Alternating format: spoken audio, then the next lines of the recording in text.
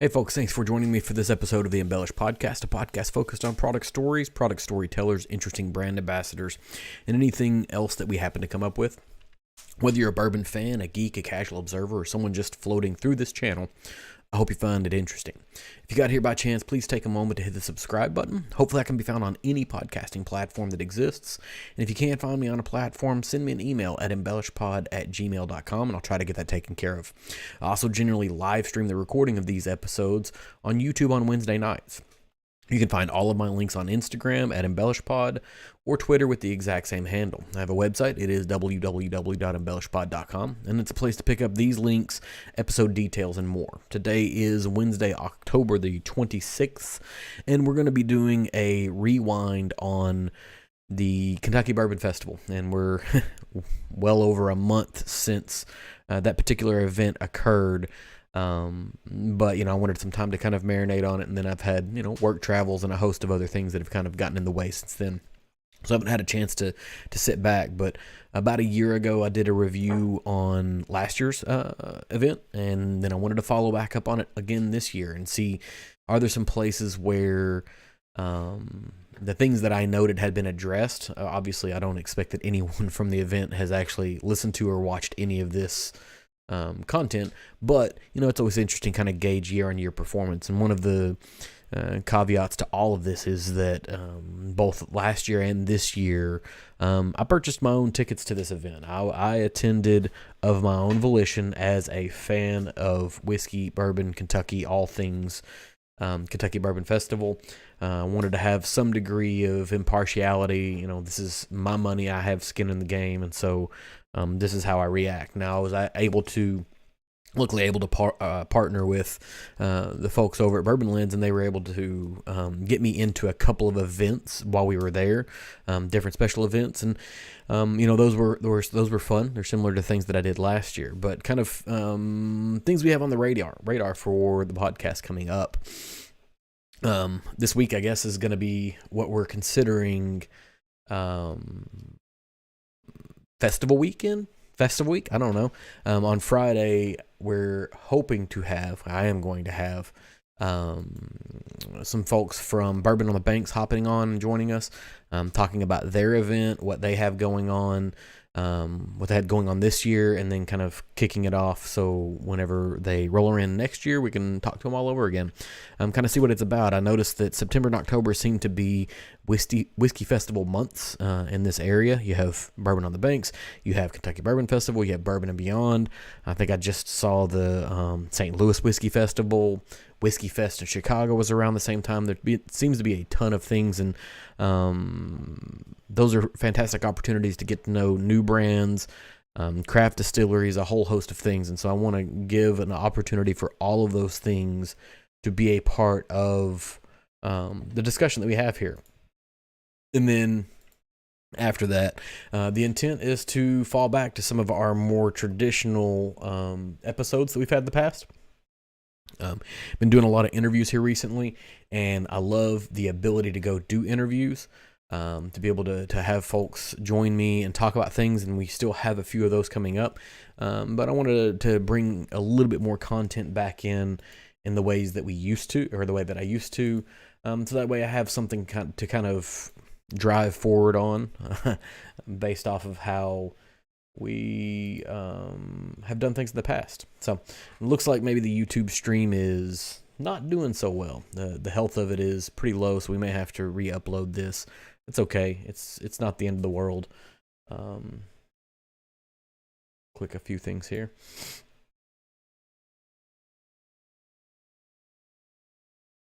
It is what it is. We'll re-upload this if we need to. Like I said, this stream seems pretty terrible. If you happen to hop on and it looks awful, I apologize. We'll get an upload of what we're talking about posted up whenever we're done. So we'll start off with a few things that I had addressed last year for the Kentucky Bourbon Festival. If you're unfamiliar with the event, it's in the middle of September. It's in Bardstown, Kentucky. It's a ticketed event now, where historically it was not a ticketed event. It was more of a community-based event. They made that change last year. They had intended to make it, obviously, I believe, the year before, but those that did not occur. Obviously, we were in the middle of a pandemic. A host of things kind of got in the way of their ability to be able to do those things, so they kind of pushed that back. And so last year, it was somewhat more limited attendance, and there was significant pushback from the local community because they felt like it was a community event that had been taken away from them. They put it in the position of, only rich people were able to attend or outsiders.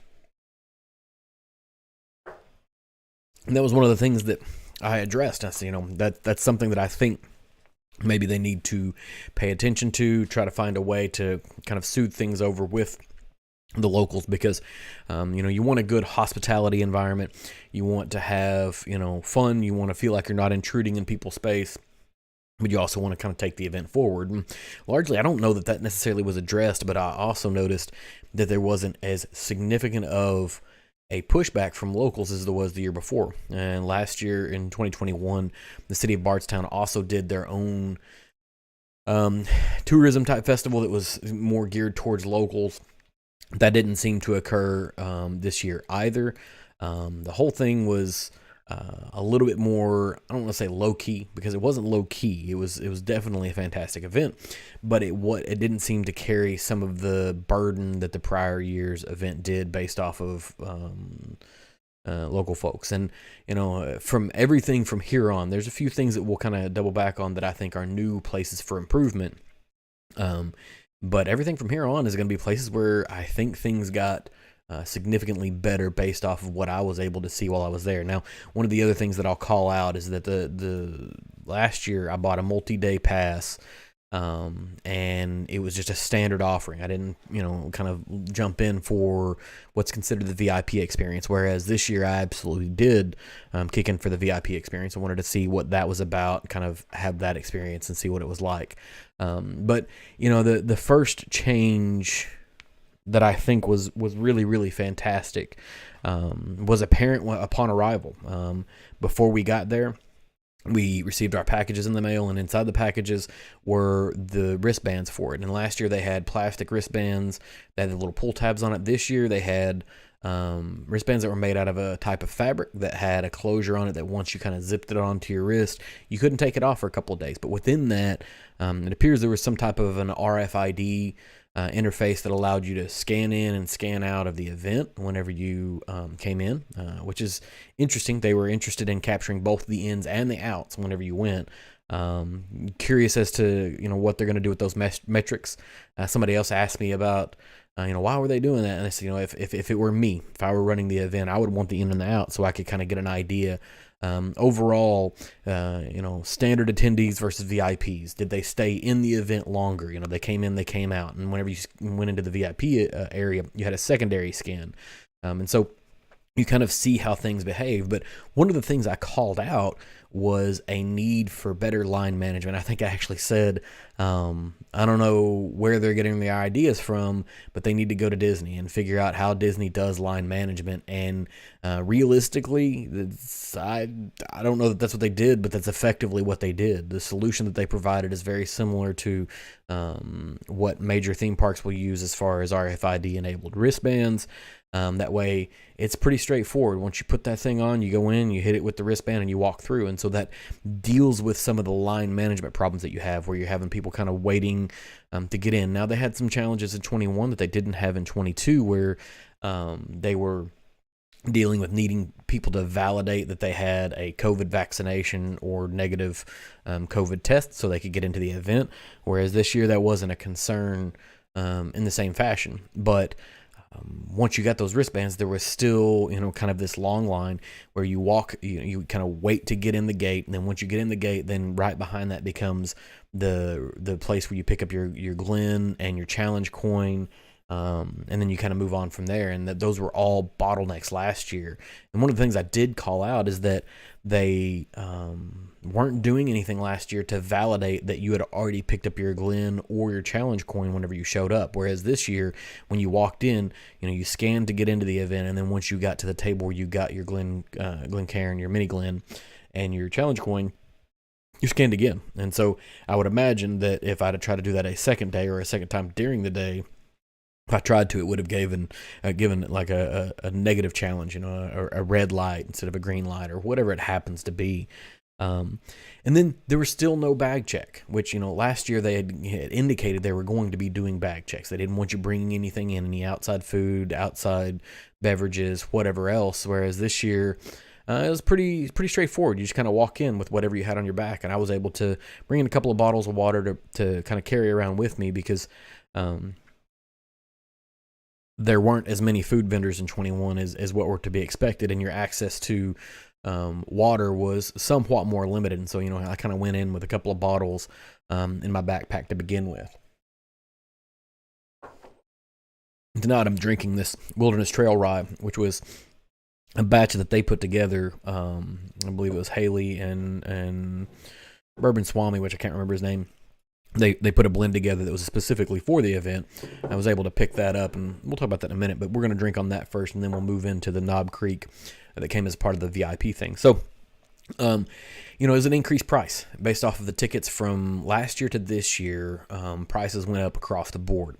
Now, that can be a negative in a lot of mindset, but my immediate reaction was, while the price went up on the ticket, all of the tickets for the most part were multi-day tickets, and your samplings were included in that price this year, whereas last year you had to pay for $5 per sample or whatever the thing was. I can't remember exactly how it was, but you had to use the pull tabs that would fall off, that sometimes people didn't take. You didn't have to do any of that, and so the ticket price went up, but what you got from it was effectively unlimited pours, and you got the ability to also have cocktails. So a lot of the booths, the brands that were there, were serving signature cocktails they had created for the event. And so this kind of opens up the floodgates to people like myself. I'm a whiskey guy, and I really enjoy that part of the event. My wife went with me. She's not that way, but there was a series of just fantastic cocktails that she had access to as a part of the standard event ticketing price. And so it was a really, really nice experience to have those things in there. They had some cocktails last year, but a lot of times they were for additional purchase, or you had to use more of the pull tabs to make it work, where a single pull tab would work for a pour of whiskey, whereas you had to have two of them for a cocktail or whatever. And so the prices went up. Like I said, it was multi-day, increased the pour count, a host of things that I think kind of benefited that. Beyond that, the event itself actually shortened at its hours. Last year, I believe it was 10 a.m. to 10 p.m., and this year it was 12 to 6 p.m. And realistically, 10 a.m. to 10 p.m. may have been an opportunity for them to kind of spread out attendees over a time frame, but the odds of me going and showing up for 12 hours are pretty limited, because that's a long time to be standing in an event, drinking whiskey, doing all of these things. But there's also this other undercurrent of Bourbon and Beyond is occurring in the exact same weekend, and some people were trying to attend both events. Some people were interested in doing those things, or going out and having dinner, a whole host of things. And so it allowed more time to recover between the Friday, the Thursday night and the Friday morning, or the Friday night and the Saturday morning, or the Saturday night and the Sunday morning. But also it kind of allowed the brands to focus on, we've got to make it through this 6-hour time frame, as opposed to trying to figure out, can they staff the booth for 12 hours? Can they make sure that they're going to have enough drinks for 12 hours? It allowed them, I think, to manage their pours and their time a little bit better. So while that may seem like a negative for me, I think it was a positive thing. I didn't have to feel like, well, I'm gonna leave at, I think we left at 5 o'clock last year, and there's 5 whole more hours that we could have been there. We could have been participating in events, but we were largely shot by that point. Whereas whenever you limit this time down, we're all kind of spending the same time. You're seeing some of the same people.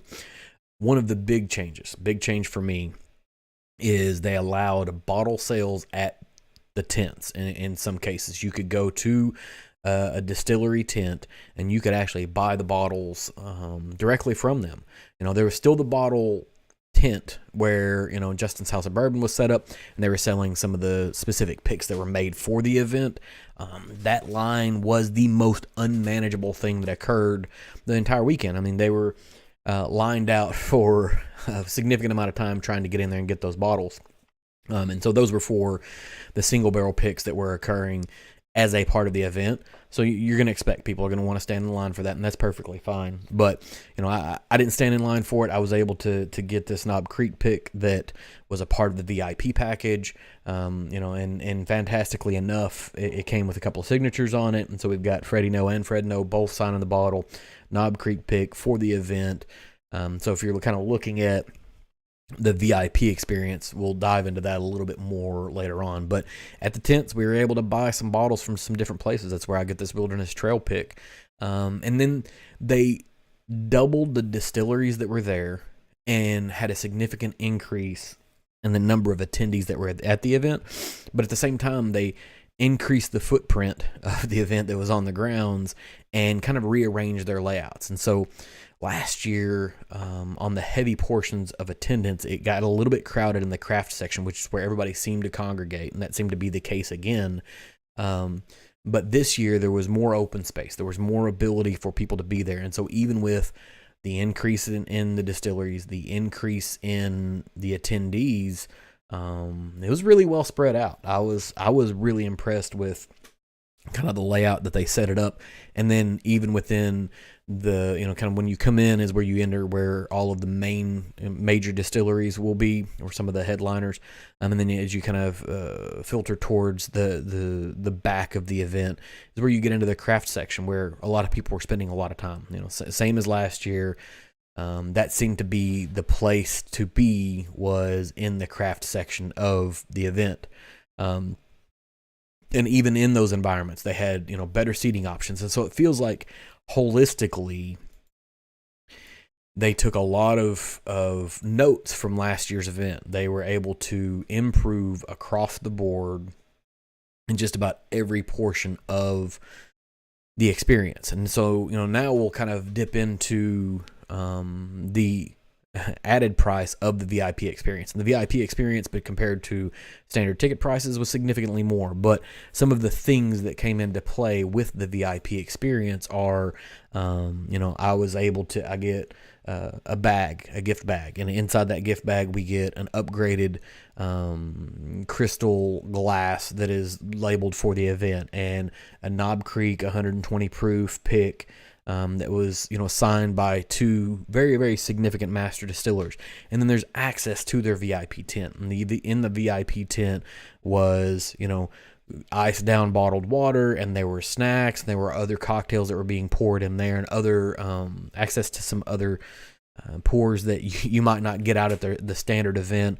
Had a host of different really interesting things. And so when you take into account the food situation that occurs, within these events, you bring in food vendors and they charge what they charge. And largely, I didn't hear anybody complaining about the cost of it. But if I think about, the VIP experience was purchased for Thursday, Friday, Saturday, Sunday, I have access to a tent where it's going to have additional seating. It's going to have food for me throughout the course of the day. I'm going to get a bottle. I'm going to get different glass, and maybe I'm even getting this, forged flask that's been made. It starts to kind of look like a better deal, and it's limited access. And while we were there, my wife actually just scanned into the VIP event tent area, grabbed herself a chair, and was able to just kind of sit down and read a book and pick up a cocktail from every so often, and just kind of enjoyed herself through the event. Have some snacks, some hors d'oeuvre type snacks. Just all in all, kind of a nice place to be, but there is, kind of a significant upcharge for that. And realistically, if I return, it'll likely be something that I would do again. One of the things that was, nitpicky, disappointing for me was there wasn't a poster for it this year, right? So I was looking for, a poster to kind of commemorate the event, and there was one last year. There wasn't one this year, and like I said, that's about as nitpicky as it gets. there were some pretty neat off-premise experiences that were occurring at different distilleries, and that kind of led into this, I think, idea of shutting the event down at 6. Is that, Bardstown Bourbon Company and Jim Beam, if I remember correctly, and a couple of other people were having their different on-site experiences at their distilleries through the weekend. So it gave you an opportunity to kind of, check out of the event, maybe go get a shower, kind of refresh yourself, and then go out to these other off-premise events. I think it was the Whiteout event, or I'm not exactly sure what they called it. We didn't attend that. Sort of wish we had. It looked like it was going to be kind of a fun event. But there was also a significantly increased food presence at the event this year. Last year, there was only 1 or 2 food carts. I think my personal opinion was that was more of a representation of the local community being upset about the event, and so some of the local food vendors bowing out and opting to participate in their community-wide event as opposed to participating in this event for outsiders. But it could be a whole host of other things. Could have been COVID, could have been any of those things. But, we were quadruple the number of food vendors, if not more, that were available for event attendees, because, your access to food is relatively limited unless you walk to a sit-down restaurant. There weren't a ton of, places you just kind of walk to and get some fast food, come back into the event. One of the other things that I think was a significant upgrade is last year they had several stations that were made for rinsing out your Glencairn, and they were, considered non-potable water. And so you would rinse your glass out, and once you rinse your glass out, you're not really supposed to drink the water. Well, they upgraded it to a place where you could actually refill a bottle of water or do whatever else. And so they increased access, which, for a whiskey event, seems like a no-brainer. But, if you're not thinking about it ahead of time and you're like, oh, we're just going to have some water on hand so they can rinse the glasses out and they'll be responsible for their own water consumption, things get a little bit kind of different. And then the bathroom situation, so much better. The way they, kind of arranged their setups for the Porta-John setups, it was a much better situation. They kind of find a better place for those to be, not out in the main thoroughfare where people were seeing. And then there was a podcaster corner, which I didn't see last year. Maybe it was there and I just missed it. But there was actually a corner that was kind of back by the bottle tent for the purchases and where some of the special events were having. They allowed several podcasters to set up, and I think some of them were doing on-site recording, and some people were, kind of doing their own experience. And I was able to luckily connect up with a few friends from Instagram and different social media platforms and kind of walk around with them and get an experience from kind of a different viewpoint that was there. One of the, let's see what we got here. We're still in we're kind of moving into some of the things that I think still need some degree of improvement. And like I said, we're going to get really, really nitpicky here. Within the VIP experience, there was apparently a second gate that you could enter through. And there was not any clear marking, not any clear indication of where I should go. And I just happened upon it Sunday as I was trying to sneak in and run to a merch tent and pick something up before I headed home. And I was like, yeah, I ran up to a gate that I thought was for vendors only. I said, hey, can I just scan in? I need it. They're like, oh no, this is the VIP gate. It's news to me. We're on Sunday from a Thursday through Sunday event that I just sort of figured that out. Public transportation in Bardstown is still a nightmare. There's not ready access to buses and or taxi cabs. There's a couple of taxi services and maybe a couple of Ubers that were available, but if you're dealing with thousands of people, it gets difficult. And so you need to make sure that you plan to have some sort of a DD situation lined up ahead of time, or be prepared to wait, because it may take a while for you to get wherever you're going to go. One of the things that I know they provided, or at least was advertised that they provided last year, was transportation between Louisville and the event, and that didn't occur this year either.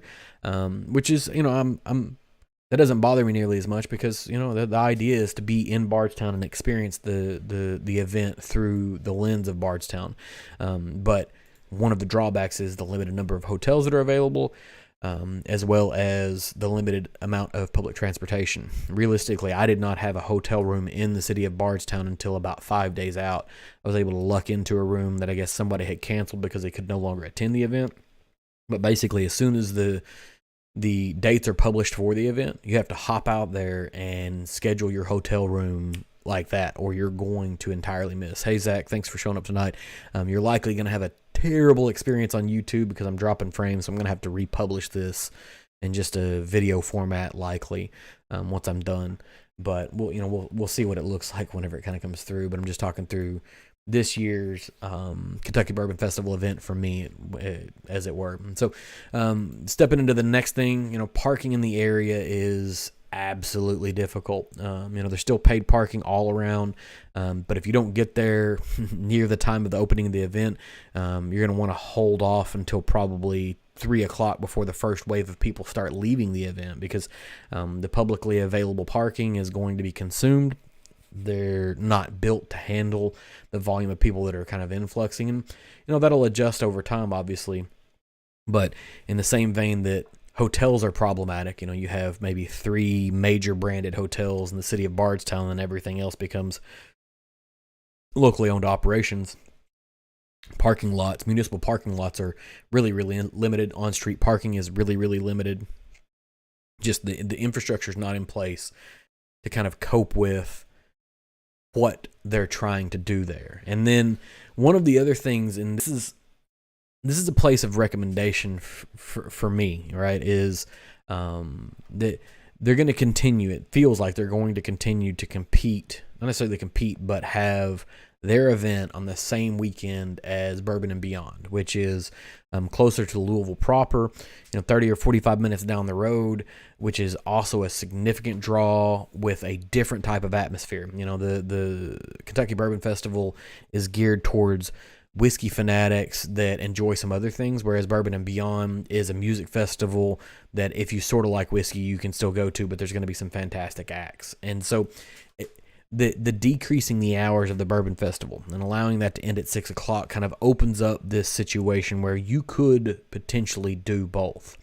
And so what I would love to see is a couple of things. Number one, can you partner with the Bourbon and Beyond event and offer a paired ticket pricing situation where maybe not all nights, but for one night, if you're a VIP at the Kentucky Bourbon Festival, maybe you have access to Bourbon and Beyond on Thursday night or Friday night or Saturday or Sunday, whatever. You have a shared ticket experience. And then is there a way to provide transportation for people going from the Kentucky Bourbon Festival to Bourbon and Beyond? Now, there's a lot of logistics that kind of go into that, but I think this is an opportunity that the festival itself could kind of lean into, right? And they're not, it could feel competitive between what they're trying to do in these two different events. It could feel very, very competitive, but this is a place where I think there's some room for collaboration. There's some sharing of customers. There's some synergy. There's a place, like I said, there's a place for both of these folks to work together and do something I think that is really interesting and unique in that kind of space. They're both great events. They're both unique in what they're trying to do, and there's no reason to kind of compete for the same seats, so to speak.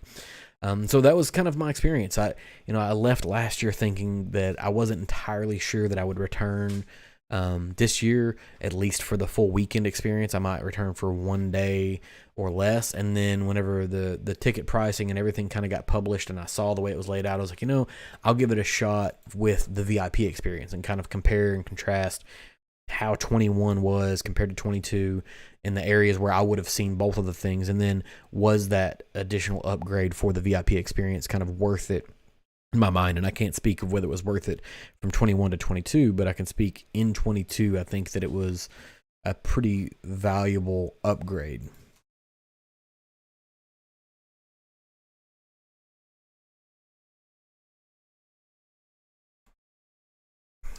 Again, it gave you access to a ton more things like, food and additional seating. And it was, kind of the VIP thing was inside. It had its own tent. which it advertised it was going to have, I believe, cooling situation, but there's a couple big fans. Maybe that's a place for improvement as well. Is that we're if we're going to have a VIP tent, either make it cool or make it where you can roll up the sides and let some air flow through it. Because at one point on Friday or Saturday, I can't remember, got a little stuffy inside that tent. You have a whole bunch of people in there, kind of all, in a humid environment.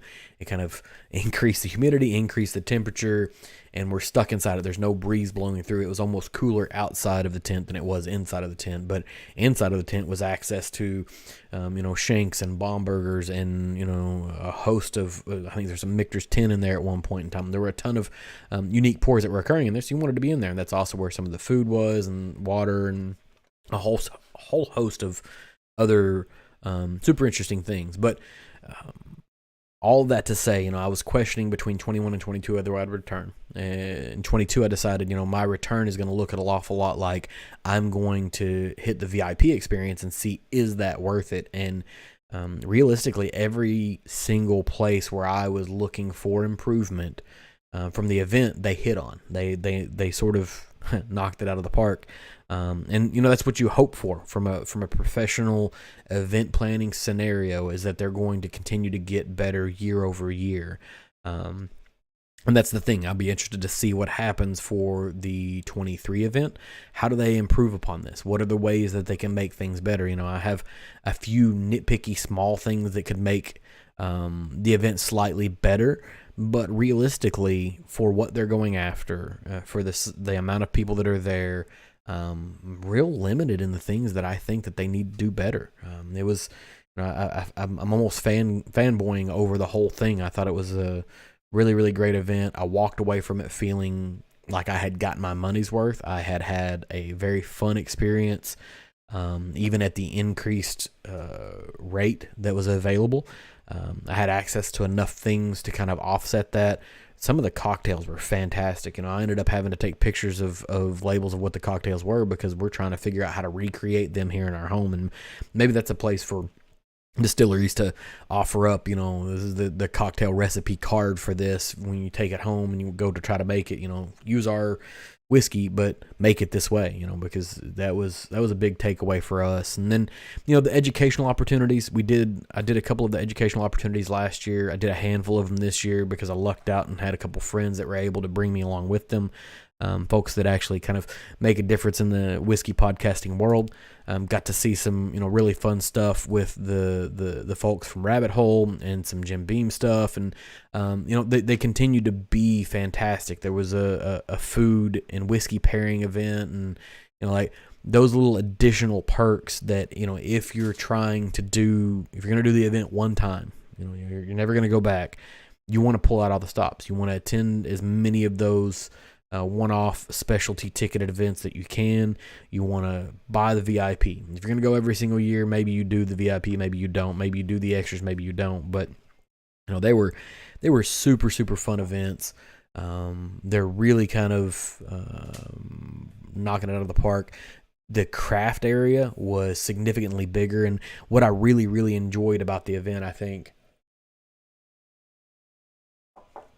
was being able to see the growth of brands from 21 to 22, folks like RD1 and Penelope and Chicken Cock and Peerless, kind of the experience that they had in 21 versus the lines that they were having in 22.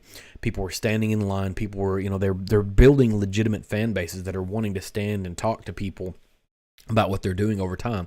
People that are willing to wait in line to try something that they've likely already had, but they want to just have a conversation with some of the brand reps or a distiller or whatever else. You get to see some interesting people floating around in the event.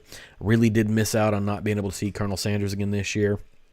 I kind of wished he had been there, but I did not get an opportunity to see him floating around. But all in all, like I said, I know that there's some folks that maybe don't necessarily agree with the new format of the event, but I personally thoroughly enjoyed the way it was set up this year. I think that they improved in all the places that I felt like they needed to improve. There's obviously going to be some new and interesting developments for next year. One of the things, my intent is to go back and see about some of the off-premise events. See about the things that maybe Bardstown Bourbon Company is doing, or maybe something that we'll see if Willet pops in, or anybody else. Is anybody else doing something that's kind of off-premise after hours? See about those events, because those were interesting. I saw some of the stuff that was going on. I wish I had participated in some of those things, but it's a short weekend and you can't do everything all at once. But you can make some really interesting friends. You meet people at the beginning of the event. You sort of hang out with them. You experience the event. You drink whiskey together and you have fun conversation. So, that's where we're at. That was Kentucky Bourbon Festival 2022 for me. Can't say it again. Can't say it enough times, but it is an absolute attend for anybody who is moderately interested in whiskey. If it's a passing, thing for you, maybe this isn't the particular type of event for you. Maybe it is. I don't know.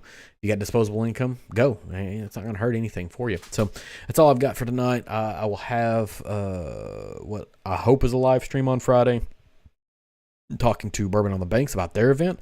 My hope next year, in the year of 23, is hopefully the year of festivals. I want to try to attend as many of them as I possibly can, so we can kind of get an experience of what is the experience like? How are they differentiated? What is the persona type for each event? Because each one of these is crafted for a different type of community event. So I want to know what these are about, whether it's Whiskey Fest in Chicago, or Bourbon on the Banks, or Bourbon and Beyond, or Kentucky Bourbon Festival, and we're in a vein here, Nashville Whiskey Festival or St. Louis Whiskey Festival. Like, what are these like? Who are the attendees, and who should be attending these things?